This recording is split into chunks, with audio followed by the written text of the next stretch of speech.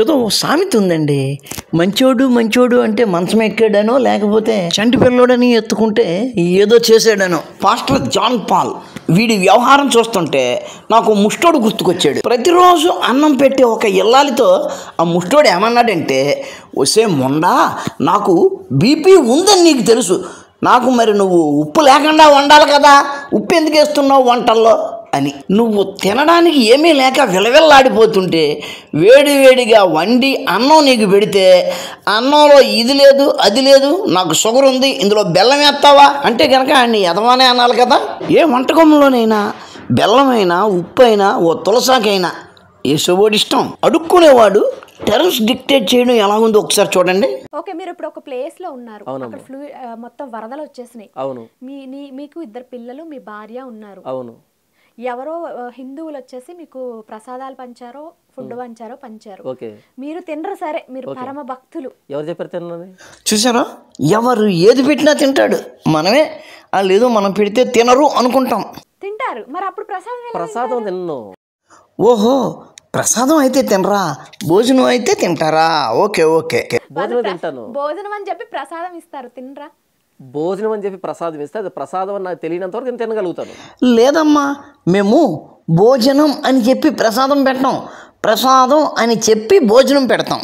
ప్రసాదం అని చెప్పి ఇచ్చారు, మీరు తిన్నారు, సరే మీరు పరమ భక్తులు, మీ పిల్లలకి పెట్టరా? ప్రసాదం అని ఇచ్చారనుకోండి, తినను, అసలు తగలను కూడా తగలను. అదేంటమ్మా, మామూలు గొర్రెలే ప్రసాదము అని ఇస్తే సాతాను అని పక్కన పాడేస్తాయి, ఈ పాస్టర్లు ఎలా తింటారా నువ్వు అనుకున్నావు? ఇది ఎక్కడండి, మీ పిల్లల్ని కూడా పస్తు పెట్టేస్తారా? పస్తుగా చనిపోయినా సరే ఒప్పుకుంటాను. నిజమేనమ్మా, ఆయన చెప్పింది నిజమే. ప్రసాదం అని చెప్పిన తర్వాత దాన్ని తినక్కర్లేదు. ఎలాగ పిల్లలు ఉన్నారు కదా, వాళ్ళు చనిపోయినా తింటారు, ఒకవేళ చనిపోకపోతే చంపి కూడా వండుకొని తినచ్చు పిల్లల్ని. బైబిల్ చెయ్యమని చెప్పింది, అలాగే చేయమంది. ఎలాంటి మెసేజ్ ఇస్తున్నాను వినండి.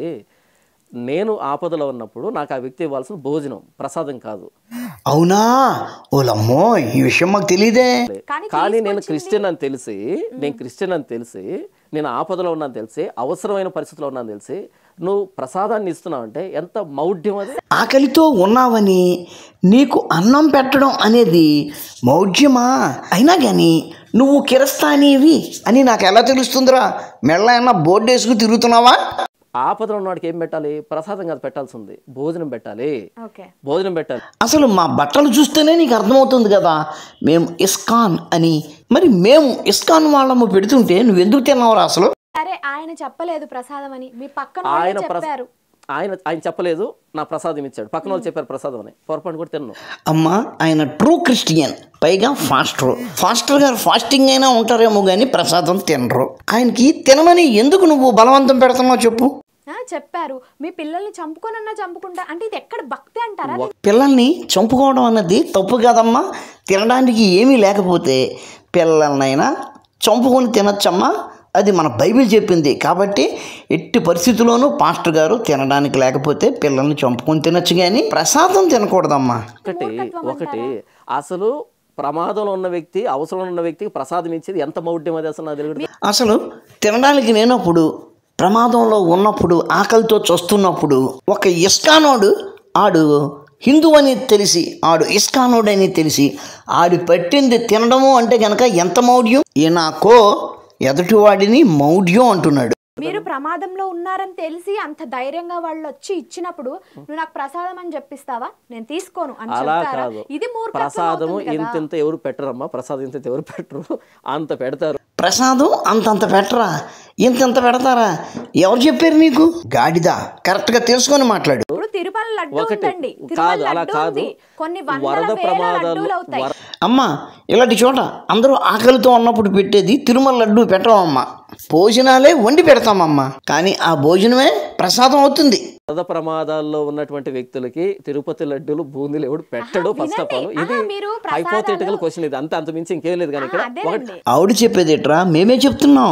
వరదల్లో ఇరుక్కున్న వారికి, అట్లాగే ట్రాఫిక్లో ఇరుక్కున్న వారికి మేము తిరుపతి లడ్డు తెచ్చి పెట్టాం, భోజనాలు వండి పెడతాము. ఇందాక వాడు అన్న మాట మళ్ళీ ఒకసారి ఏనండి.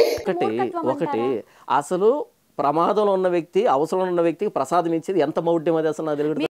ఈ గాడిద కొడుకు ఆ ప్రసాదం పెట్టడం మౌఢ్యం అట. ఒరే దరిద్రుడా, నువ్వు కిరస్థానంగాడివని నీకోసం స్పెషల్గా వంటలేమీ వండరు. మా ఇస్కాన్ వాళ్ళు అక్షయ పాత్ర అన్న పేరుతో లక్షల్లో విద్యార్థులకి భోజనాలు వండి పెడుతూ ఉంటారు. కాబట్టి గంట నోటీసులో 1,00,000 మందికి కూడా వండగలిగిన కెపాసిటీ వాళ్ళకుంది. పలానా చోట వరదల్లో ఇంతమంది చిక్కుకున్నారు, వాళ్ళకు భోజనాలు ఏర్పాటు చెయ్యండి అని ఎవరైనా చెబితే గనక ఇస్కాన్ వాళ్ళు గంటలో ఆ వంట చేసి సిద్ధం చేయగలరు. ఇక్కడ నీకు చిన్న విషయం చెప్పాలరా గాడిద. నీ దృష్టిలో ప్రసాదం అంటే చిన్న లడ్డువో పులిహారో ఓ ప్లాస్టిక్ కవర్లో పెట్టి దానికి పిన్ చేసి టోకెన్ మీద 5 రూపాయలకో 10 రూపాయలకో 50 రూపాయలకో దాన్ని అమ్ముకుంటారు చూడు, అదే ప్రసాదము అని నువ్వు అనుకుంటున్నావు. నిజానికి మేము ఏది తిన్నా అది ప్రసాదమే, ఏది తాగినా అది తీర్థమే. ఏదైనా సరే వంట అయిపోయిన వెంటనే మేము ఏ పదార్థమైనా సరే దేవుడికి నైవేద్యం పెట్టి కానీ తినము.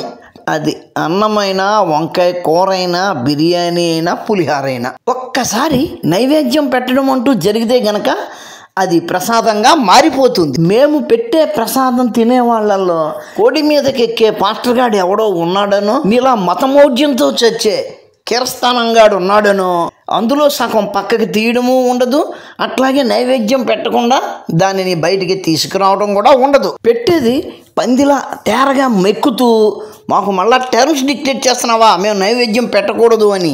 మేము ఎవరిని మోసము చెయ్యట్లేదు, మాయా చెయ్యట్లేదు. వాళ్ళ వ్యవస్థ పేరే అక్షయ పాత్ర, అంతేగాని మిడ్ డే మీల్సో బొడ్డో మీల్సో కాదు.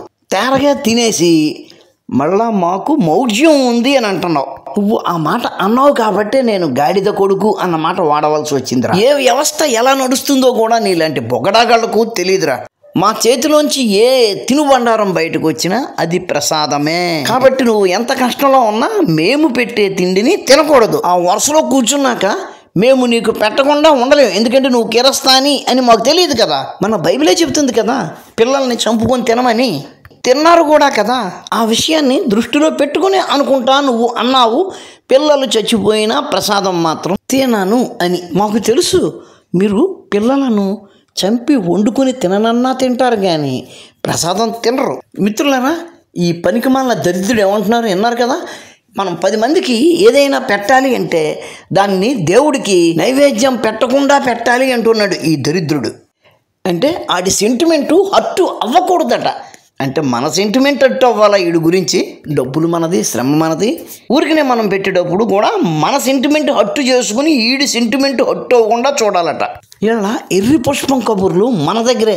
వీళ్ళు ఆదివారం వచ్చేటప్పటికి పొద్దున్నే సేకడతోనే మస్తాన్ వలి మాంసం కొట్టు దగ్గరికి వెళ్ళి అక్కడ హలాల్ చేసిన మాంసాన్ని డబ్బులు ఇచ్చి మరి కొనుక్కొని ఇంటికి వచ్చి వండుకు తింటాడు. ఎర్రా ఎంకన్నా ఎంగిలి చేస్తే ప్రసాదం, అది మాత్రం తినకూడదు. కానీ నమాజు దేవుడి ఎంగిలి, అదే హలాలు చేసింది మాత్రం తినచ్చా? అది సాతాను కాదా? ఏం బతుకులరా మీయే. ఏదో ఆకలితో ఉన్నాడు కదా అని కులము మతము ఏమీ చూడకుండా మేము వండింది పెడితే అది తేరగా వచ్చింది దొబ్బి తిని మళ్ళా తిన్న తర్వాత మౌఢ్యం అంటున్నాడు. మిత్రులారా, ఇటువంటి మూర్ఖులు ఎక్కడ పడితే అక్కడ ఉంటారు. మనం జాగ్రత్తగా అబ్జర్వ్ చేసుకుంటూ ఉండాలి అంతే. వీడియో నచ్చితే లైక్ చేయండి, షేర్ చేయండి, మీ కామెంట్ పెట్టండి. మన ఛానల్ని ఇంకా సబ్స్క్రైబ్ చేసి ఉండకపోతే వెంటనే సబ్స్క్రైబ్ చేయండి. ఉంటాను. నమస్కారం. మతోన్మాదంపై రామబాణం.